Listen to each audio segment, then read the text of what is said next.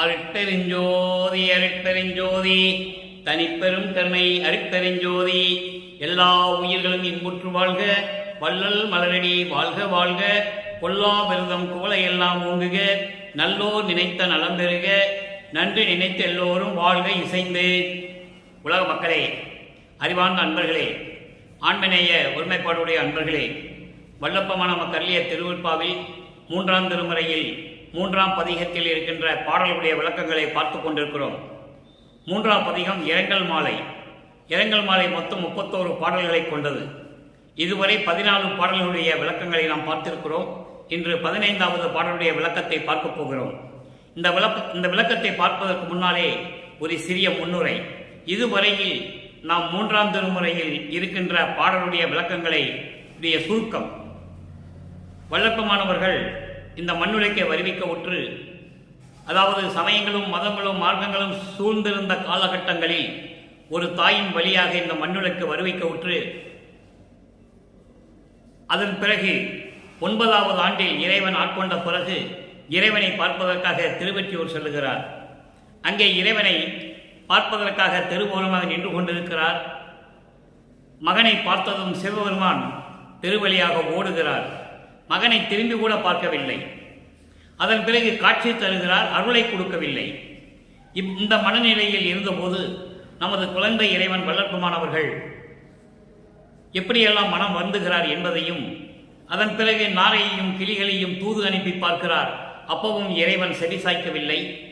அதன் பிறகு மனம் வருந்தி உலக மக்களுக்கு எப்படி தெரியப்படுத்துகிறார், என்னை ஆட்கொண்டானை தவிர இறைவன் எந்த அருளையும் கொடுக்கவில்லை, இந்த குறையை நாம் யாரிடம் போய் சொல்லுவேன் என்று சொல்லி நமக்கு பாடல்களை அருளியிருக்கிறார்கள். இந்த இரங்கல் மாலை பதிகத்திலே தன்னை தலைவியாகவும் இறைவனை தலைவனாகவும் உள்ளத்தை தோழியாகவும் வர்ணனை செய்து இந்த பாடல்களை நமக்கு அருளியிருக்கிறார்கள் நமது இறைவன் வல்லற்பமானவர்கள். இதன் மூலம் உலக மக்களுக்கு என்ன தெரிவிக்கிறார் என்பதை தான் நாம் பார்த்து கொண்டிருக்கிறோம்.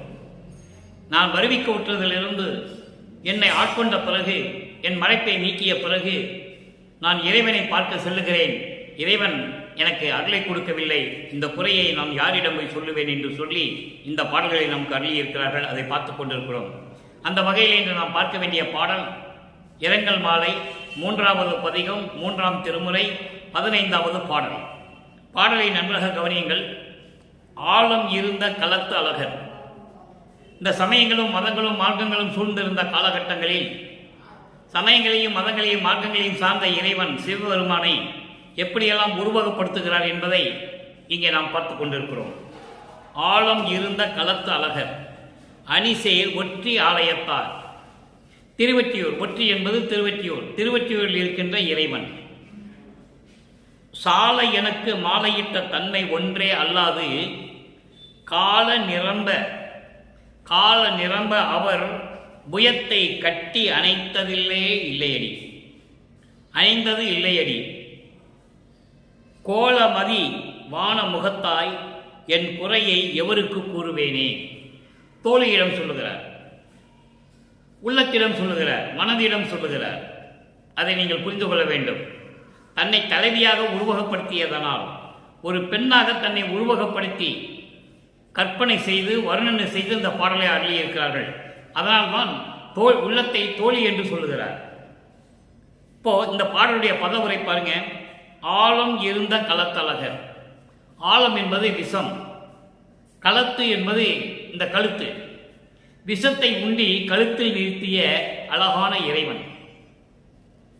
எப்படி பார்க்கடலை கடையும் போது அங்கே அரக்கன் பாம்பாக வந்து அந்த விஷத்தை பார்க்கடலிலே அந்த அமுதத்திலே கக்கும்போது அந்த விஷத்தை எப்படி என்ன பண்ணுவது என்று தெரியாமல் திகைத்து கொண்டிருந்த வானவர்கள், தேவர்கள் எல்லாருமே திகைத்து கொண்டிருந்த போது இறைவன் அந்த விஷத்தை உண்டு கழுத்தில் நிறுத்தி கொண்டான்.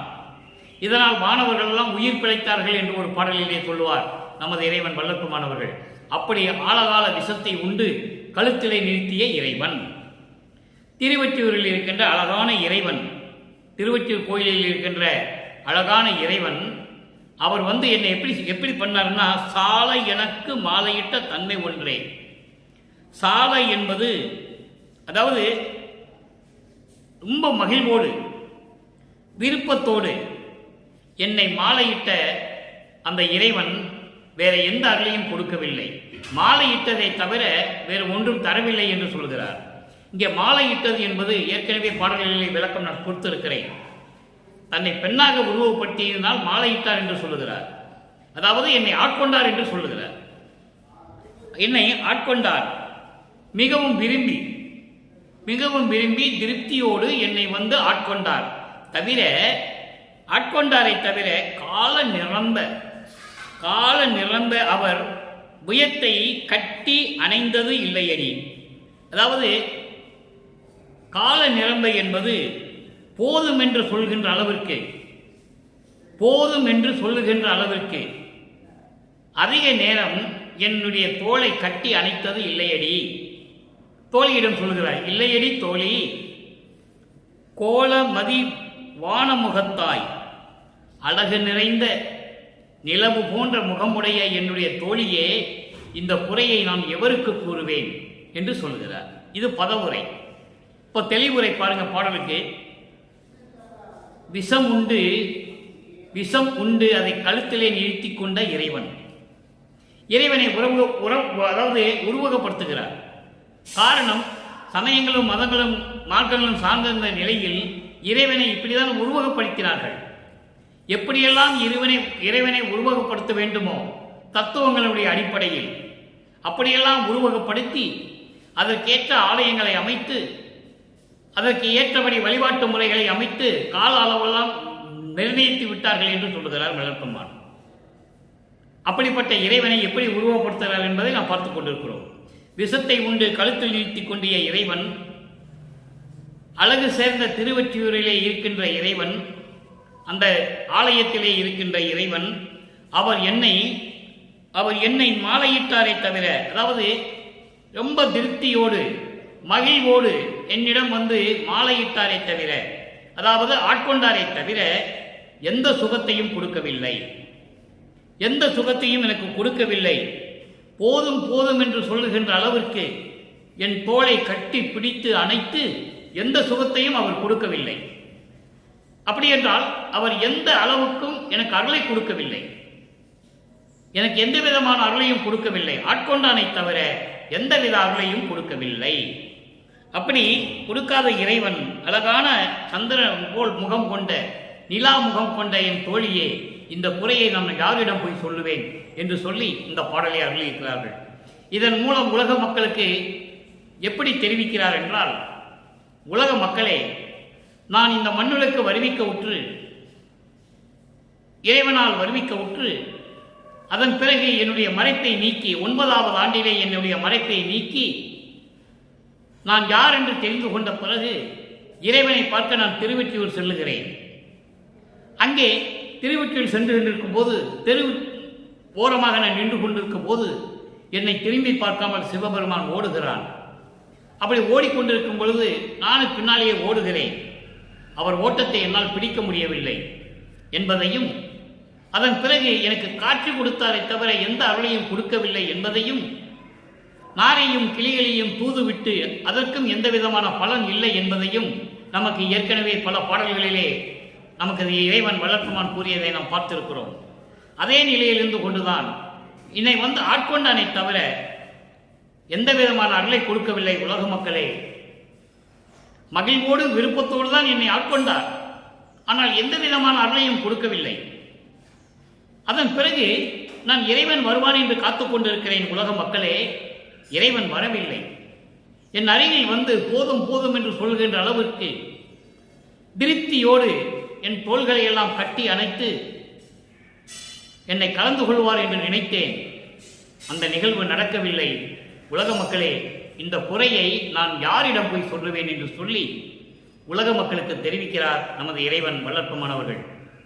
அவருடைய நிலையையும், அவர் இறைவனால் வருவிக்க உற்றவர் என்ற நிலையையும், இறைவன் மறைப்பை நீக்கி என்னை ஆட்கொண்டார் என்ற நிலையையும், அதன் பிறகு இறைவன் தனக்கு எந்த அருளையும் கொடுக்கவில்லை, சமயங்களும் மதங்களும் மார்க்கங்களும் சூழ்ந்திருந்த காலகட்டங்களில் நான் இப்படியெல்லாம் இருந்து கொண்டிருக்கிறேன்.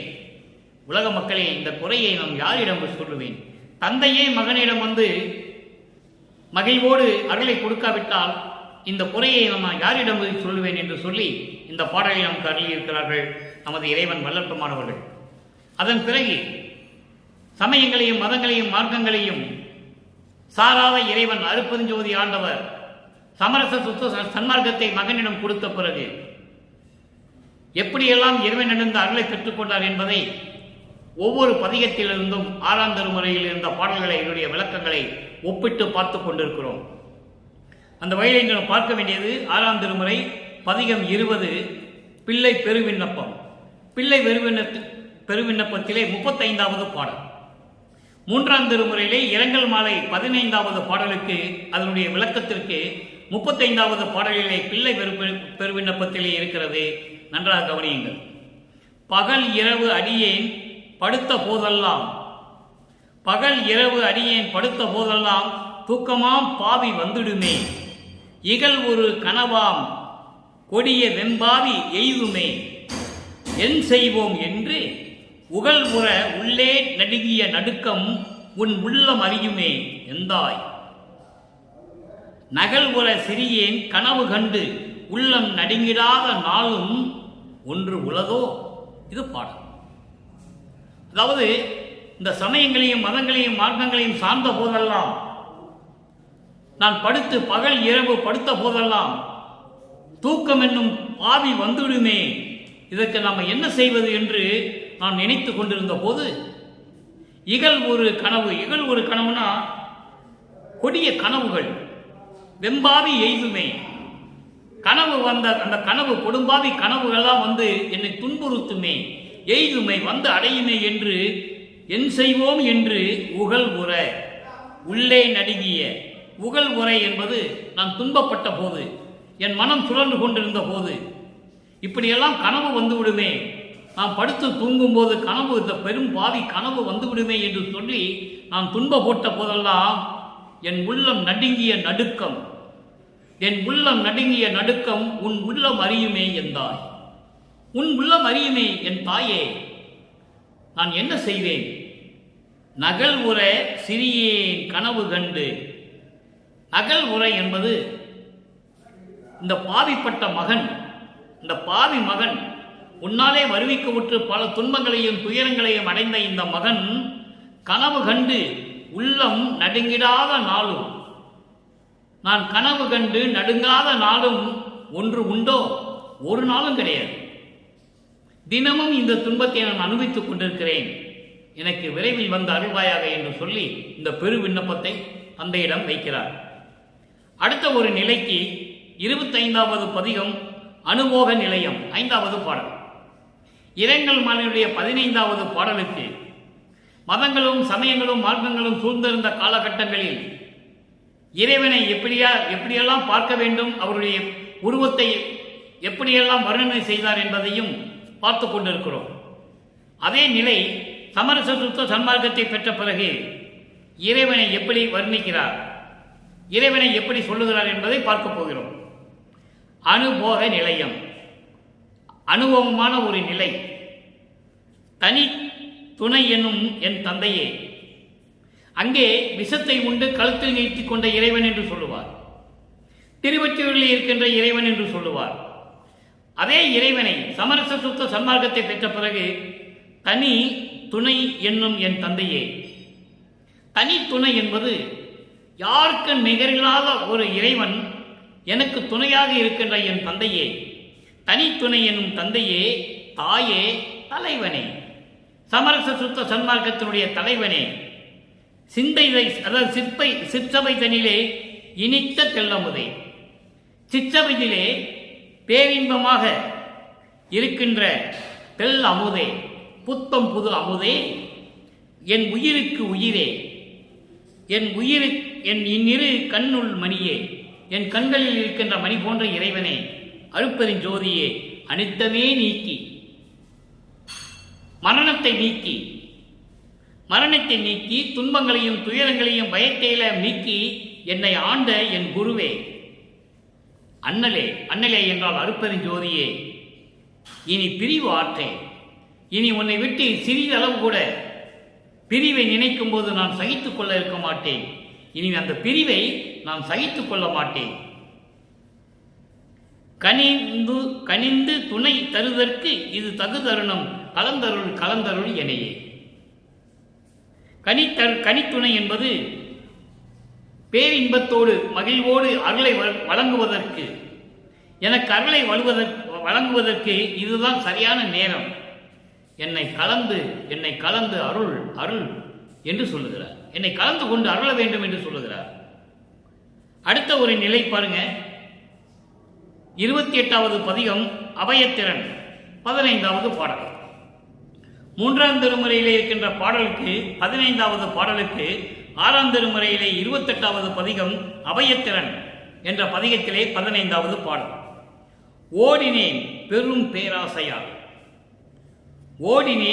பேராசையால் உலகில் ஊர்தோறும் உண்டியே உடையே தேடினேன்.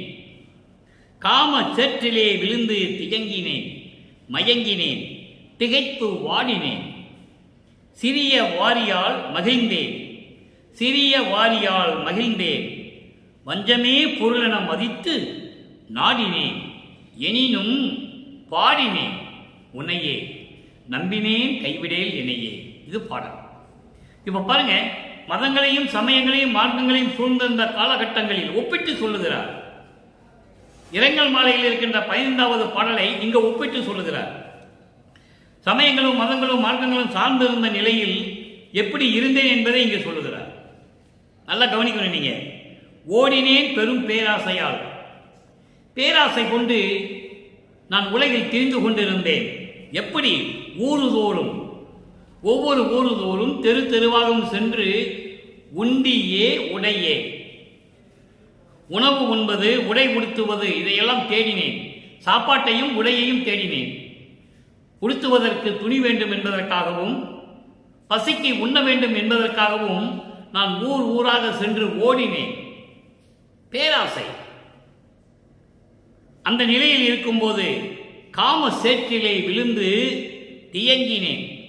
காமசேறு என்பது, காமம் என்பது பெருவிருப்பம். இந்த காமம், குரோதம், லோபம், மோகம், மதம், மாச்சரியம், இந்த 6 துரிசுகளையும் நீக்க வேண்டும். அப்போ அப்படிப்பட்ட அந்த காம சேற்றிலே விழுந்து நான் மயங்கிக் கொண்டிருந்த காலம் அது. மயங்கினேன், திகைத்து வாடினேன். என்ன செய்வதென்று தெரியாமல் திகைப்பிலே வாடிக்கொண்டிருந்தேன். சிறிய வாரியால் மகிழ்ந்தேன். சிறு சுகத்தால், சிறிய இன்பத்தால் மகிழ்ந்தேன். பஞ்சமே பொருளென மதித்து, தீய செயல்கள் தான், வஞ்சகங்கள் தான் நமது செல்வம் என்று நினைத்து மதித்து நாடினேன். எனினும் உன்னையே வணங்கினேன், பாடினேன், உன்னையே நம்பினேன் கைவிடலேயே. மதங்களையும் மார்க்கங்களையும் சார்த்துக்கொண்டு எவ்வளவோ பிள்ளைகள் குற்றங்கள் எல்லாம் நாம் செய்ததுண்டு. அப்போ எனக்கு சுத்த சன்மார்க்கம் தெரியாது.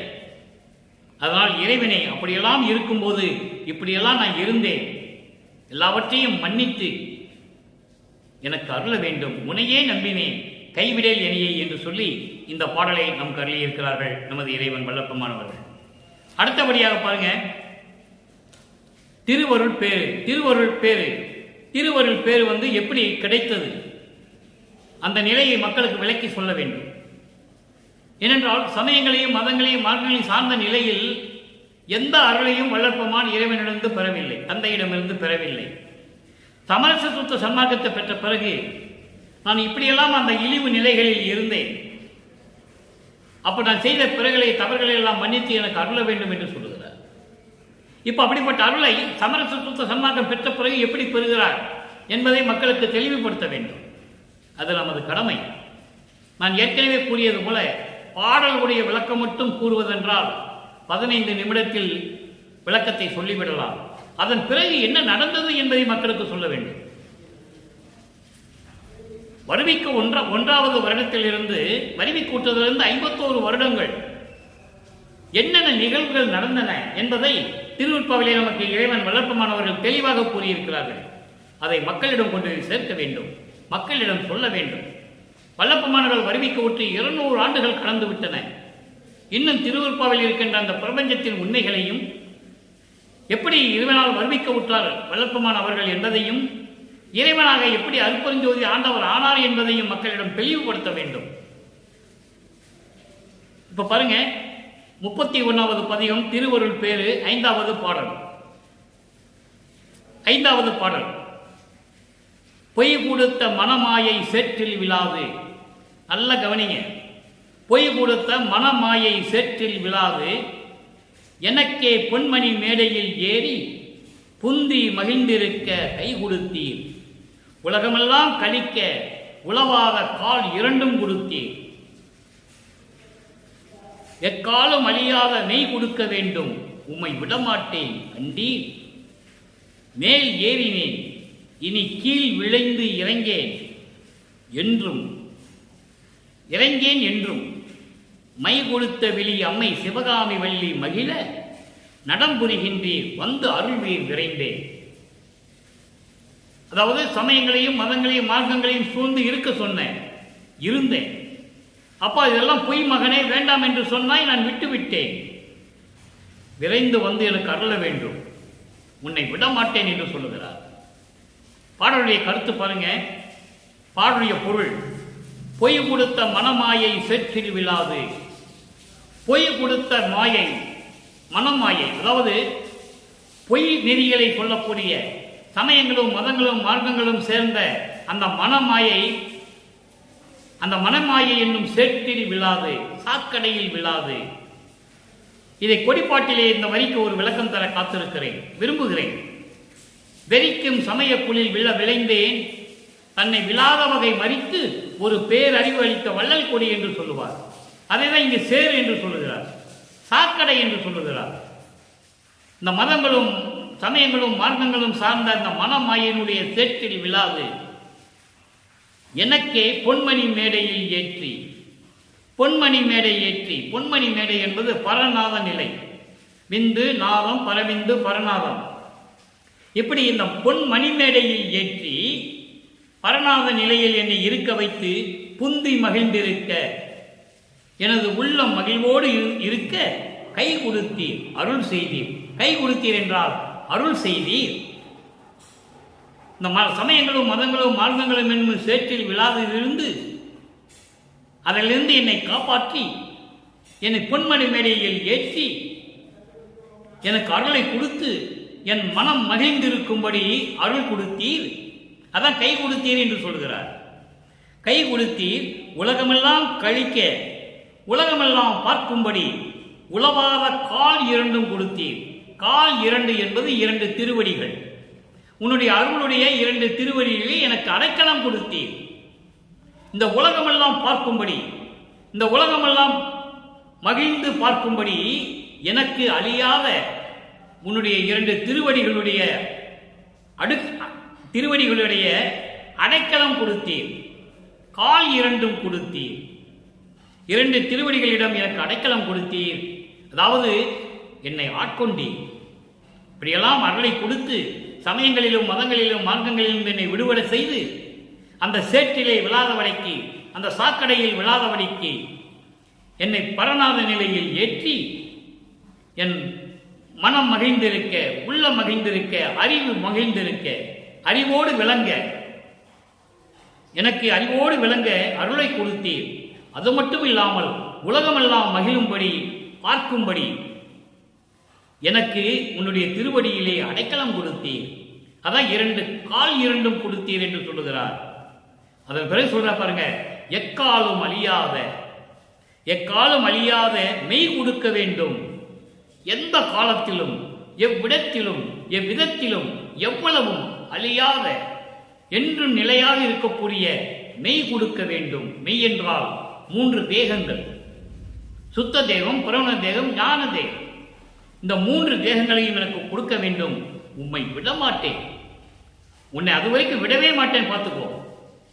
உன்னால் இந்த மண்ணுக்கு வருவிக்க விட்டு எவ்வளவு துன்பங்களையும் துயரங்களையும் எப்படியெல்லாம் அனுபவித்துக் கொண்டிருந்தேன். மானம் போன வழியெல்லாம் விடுத்தேன் உன்னாலே எனக்கு மானம் போய்விட்டது. திடீர்னு பூச சொன்னாய், பூசினேன். சமயங்களையும் மதங்களையும் மார்க்கங்களையும் சார்ந்து இருக்க சொன்னாய், இருந்தேன். இப்போது வேண்டாம் என்று சொல்லுகிறாய். உலக மக்களிடம் நான் எப்படி சொல்லுவது என்று கேட்கும்போது அற்ப அறிவு இருந்தது என்று சொல்லிவிடு என்று எனக்கு இறைவன் சொன்னதனால் நான் அற்ப அறிவில் இருந்தேன் என்று சொல்லுவார் வேறு உபதேசத்திலே. அற்ப அறிவு என்பது அதாவது தான் யார் என்று தெரியாத நிலை. இறைவனால் வருவிக்க விட்டாரே தவிர அவர் நிலை அவருக்கே தெரியாது. அதனுடைய விளக்கம் இப்ப பின்னால பார்க்க போறோம் ஒரு பாடல்ல. என்னை யார் என்று கண்டுகொண்ட பிறகு என்று சொல்லுவார். அதுக்கு முன்னால் அவருக்கு யாருன்னே தெரியாது. இறைவன் ஆட்கொண்ட பிறகுதான் தெரியும். அதுக்கு ஒரு பாடல் இருக்கிறது, விளக்கம் தருகிறேன். அப்போ அந்த நிலையில் இருக்கும்போது இப்படியெல்லாம் நான் இருந்து கொண்டிருந்தேன் அல்லவா, அதனால் இனிமேல் உன்னை விடமாட்டேன், பார்த்துக்கோ. மேல் ஏறினேன் என்பது சமரச சுத்த சன்மார்க்க நெறிகளை பின்பற்றிக் கொண்டு கையில் பிடித்துக் கொண்டு மேல் ஏறினேன். மேல்நிலை என்பது கடவுள் நிலை அறிந்த அம்மையமாதல். சிவஞான நிலையிற்கு நான் வந்துவிட்டேன். இனி கீழ் விளைந்து இறங்கேன். இனிமேல் அதை விட்டுவிட்டு விரும்பி இனிமேல் சமயங்களையும் மதங்களையும் மார்க்கங்களுடைய நெறிகளை நான் பின்பற்ற மாட்டேன். கீழ் விளைந்து இறங்கேன். இனிமேல் கீழ்நிலையில் இருக்கின்ற இவற்றையெல்லாம் வைத்துக் கொண்டு நான் இருக்க மாட்டேன். அதோடு மட்டுமல்ல, மை கொடுத்த விழி அம்மை சிவகாமி வள்ளி, கண்ணிலே மை தீட்டிக் கொண்டு அழகான கண்களோடு விளங்கிக் கொண்டிருக்கின்ற என் அம்மை, எனது தாய் சிவகாமி வள்ளி மகிழும்படி நடம்புரிகின்றீர். அருள் நடனம் செய்து கொண்டு அருளாட்சி செய்து கொண்டிருக்கிறேன். வந்து அருள்வீர் விரைந்தே. உன்னை விடமாட்டேன். சீக்கிரம் வந்து எனக்கு அருள வேண்டும், உடனே கொடுக்க வேண்டும் என்று சொல்லுகிறார். இனிமேல் காலம் இல்லை. காலங்கள் கடந்து விட்டது. ஆண்டுகள் ஓடிவிட்டன. உன்னாலே வரிக்க விட்டிருந்த 51 ஆண்டுகளில் நான் என்ன பலன் கண்டேன். எனவே விரைந்து வந்து எனக்கு அருள வேண்டும் என்று சொல்லி இந்த பாடலை நமக்கு அருளியிருக்கிறார்கள் நமது இறைவன் வல்லப்பமானவர்கள். இந்த நிலையை நீங்கள் புரிந்து கொள்ள வேண்டும் என்பவர்களே. எப்படியெல்லாம் இறைவனை அருள் பெற்றுக் கொண்டார். அப்ப அதற்கு காரணம் என்ன? சமயங்களையும் மதங்களையும் மார்க்கங்களையும் விட்டு விட்டு வந்து விட்டார். இறைவன் தன் மகனை எப்படியெல்லாம் சமயங்களிலும் மதங்களிலும் மார்க்கங்களில் ஈடுபட செய்து அதையும் உலக மக்களுக்கு தெரிவிக்க செய்து அதன் பிறகு மகனை இது வேண்டாம், இனி உனக்கு தேவையில்லை என்று சொல்லுவார். பிரசாதமலை 4ஆம் திருமுறையிலே வருகிறது. அது பின்னாலே விளக்கம் வரும்போது தெளிவாக விளக்கம் கொடுப்பேன். 2ஆம் திருமுறையிலே திருநீர் பூச வேண்டும் என்று சொன்ன இறைவன் வல்லப்பமானவர்கள் 4ஆம் திருமுறையிலே தன் தந்தை அறிவித்த பிறகு இது வேண்டாம் என்று சொல்லுவார். அந்த நிலையில் இருந்து கொண்டு சமரச சுத்த சன்மார்க்கத்தை பெற்றுக்கொண்டு எப்படியெல்லாம் அருளை பெற்றுக் கொண்டார் என்பதை ஒவ்வொரு பாடலிலும் விளக்கமாக நாம் பார்த்துக் கொண்டிருக்கிறோம். அடுத்த ஒரு நிலை பாருங்க. 112வது பதிகம் மெய்யருள் வியப்பு. மெய்யருள் வியப்பிலே 65வது பாடல். 3ஆம் திருமுறையிலே இரங்கல் மாலையில் இருக்கின்ற 15வது பாடலுக்கு ஒரு நிலையின் விளக்கம் மெய்யருள் வியப்பிலே 65வது பாடலிலே உண்டு. கடைசியில் என்ன சொல்வார்? ஒரு விளக்கம் பாருங்க. அதாவது சாலை எனக்கு மாலையிட்ட தன்மை ஒன்றேதான் என்று சொல்லுவார். அதாவது மன திருப்தியோடு மகிழ்வோடு என்னை ஆட்கொண்டானே தவிர எந்த அருளையும் எனக்கு கொடுக்கவில்லை என்று சொல்லுவார். சமரச சுத்த சன்மார்க்கத்தை பெற்ற பிறகு அந்த மெய்யருள் எவ்வளவு வியப்பாக இருக்கிறது என்று சொல்லுவார். நல்லா கவனிக்கணும் நீங்க. மெய்யருள் வியப்பு. அங்க அருள் இல்லை என்று சொல்லுவார். அருளை பெற்றுக்கொண்ட பிறகு அது அந்த மெய்யான அருள், உண்மையான அருள். சமரச சுத்த சன்மார்க்கத்துக்கு வந்த பிறகு இந்த மெய்யருள் வியப்பு எப்படி இருக்கிறது என்று சொல்லுகிறார். 65வது பாடல். உன்னை கண்டுகொண்டேன். நல்லா கவனிக்க நண்பர்களே. உன்னை கண்டுகொண்டேன். கண்டவுடன் இங்கனையே உலகமெல்லாம் கண்டுகொண்ட ஓப்பிது என்னையே என்னை கண்டுகொண்ட காலத்து. நல்லா கவனிக்கணும். அதை ஏற்கனவே சொன்னேன். என்னை கண்டுகொண்ட காலத்து இறைவா, நின்னையே யாரும் கண்டுகொண்டார் இல்லை. யாங்கது என்னையே. யாங்கதுன்னா எப்படி? இது விளக்கம் பாருங்க. உன்னை கண்டுகொண்டேன். சமயங்களையும் மதங்களையும் மார்க்கங்களையும் சார்ந்திருந்த காலகட்டங்களில் எனக்கு மறைப்பு இறந்த நிலையில் என்னை ஆட்கொண்ட பிறகு, மறைப்பு நீங்கிய பிறகு உன்னை நான் கண்டுகொண்டேன். உன்னை நான் பார்த்து விட்டேன். நீதான் இறைவன், நீதான் என்னை வருவிக்க செய்தவன், நீதான் என் தந்தை என்பதை உன்னை நான் கண்டுகொண்டேன். கண்டவுடன் இந்த மண்ணுலகிலே இப்பொழுது என்னையே உலகமெல்லாம் கண்டு கொண்ட ஓப்பி இது. நல்லா பாருங்க, நான் உன்னை பார்த்துட்டேன். அதுக்கப்புறம் இந்த மண்ணுலகிலே இப்பொழுது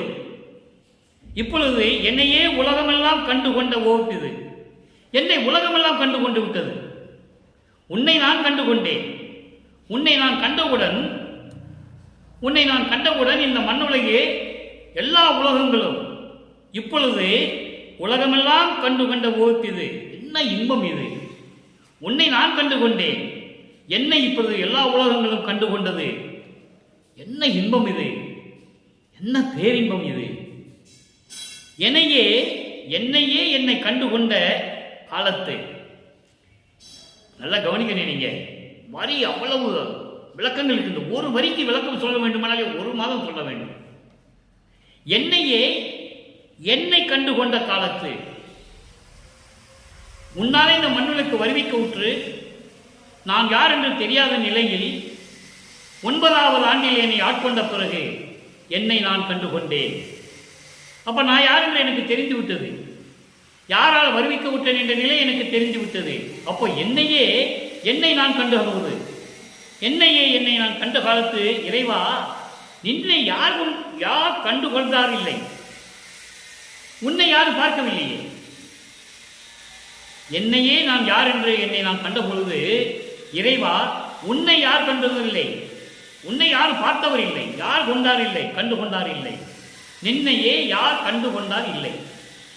நான் உன்னை பார்த்து விட்டேன். அதன் பிறகு நான் உன்னை பார்த்த பிறகு இந்த மண்ணு உலகம் மட்டுமல்ல, இப்பொழுது என்னையே உலகமெல்லாம் கண்டு கொண்டது. எவ்வளவு பேரி இன்பம் இது!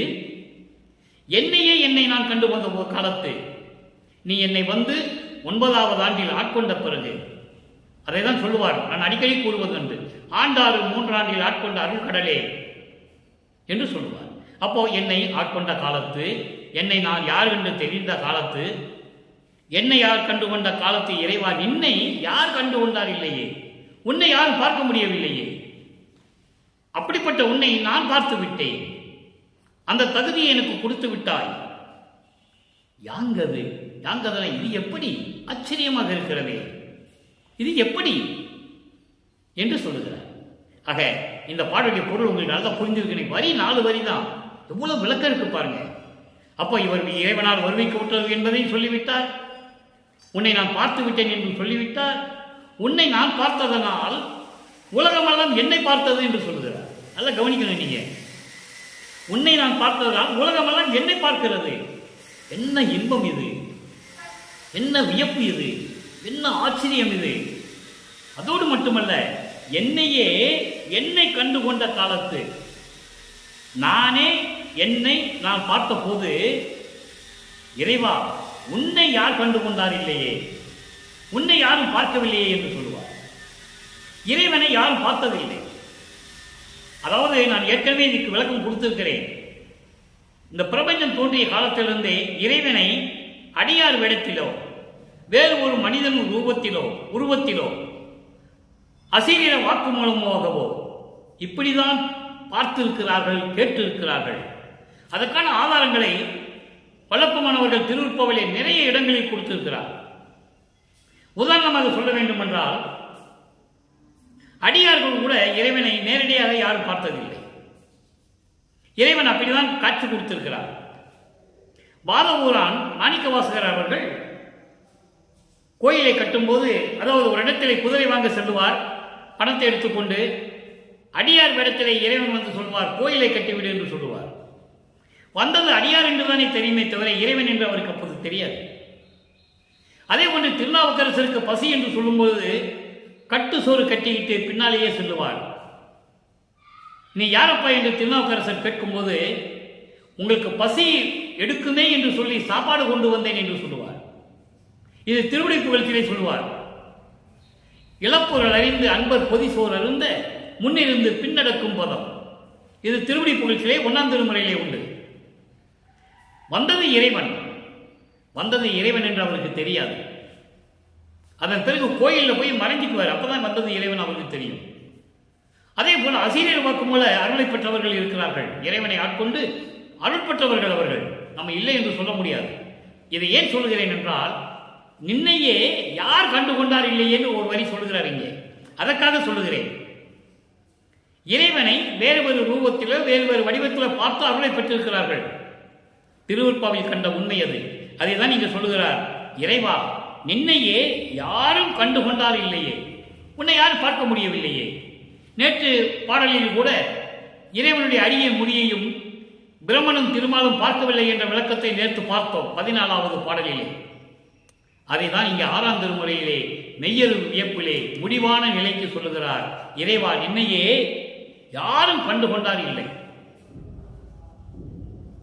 இப்படிப்பட்ட நிலையில் வல்லப்பமான அவர்கள் இவ்வளவு விளக்கம் நமக்கு அருளில் இருக்கிறார்கள். ஆக இன்று நாம் பார்த்த பாடலில் இரங்கல் மாலை 15வது பாடலுடைய சுருக்கம், உள்கருத்து. இறைவன் ஆட்கொண்ட பிறகு இறைவன் தனக்கு எந்த அருளையும் கொடுக்கவில்லை என்பதை 3ஆம் திருமுறையிலே 15வது பாடலிலே வல்லப்பமானவர்கள் இந்த உலகுக்கு அறிவித்ததை நாம் பார்த்தோம்.